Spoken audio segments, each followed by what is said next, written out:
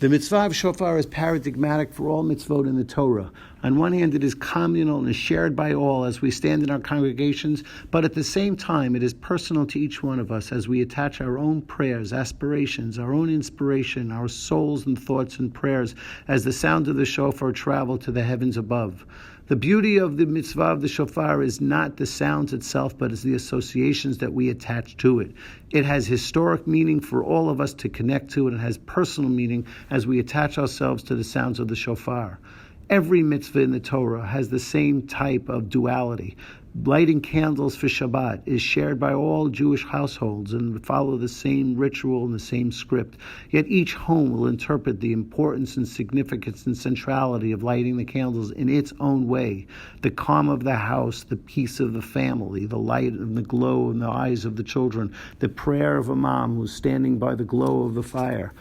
The mitzvah of Nerot Shabbat teaches us so many aspects of what's important to us and reminds us to refocus on the centrality of our homes and our family and our lives. The mitzvah of tzedakah is not only the pledge, it's not only the check, it's our understanding that we are part of a community and obligated towards one another, and that our gifts and our blessings in life come from above, from the Borei Olam.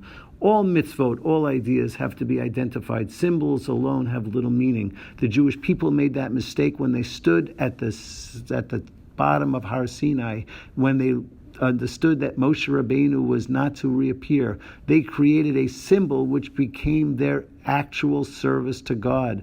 Moshe Rabbeinu was an instructor, he was a leader, he was an inspiration, but he was never there to replace God. Symbols are only here to give us the inspiration and the meaning and the memory for us to pursue higher goals and higher ideals and higher values. The mitzvah of shofar is to remind us that symbols sometimes have very apparent meanings, but sometimes they are ours to interpret and to create meaning for ourselves.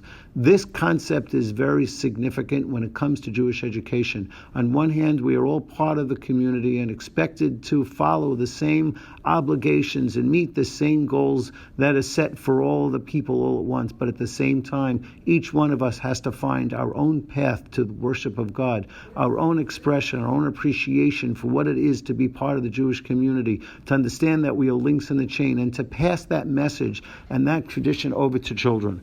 The mitzvah of shofar stands in front of us today as a reminder that as we stand in front of God, we are obligated to fulfill all of the rituals and the mitzvot, but equally as obligated to find meaning and to attach significance so we can create inspiration for ourselves and for our families.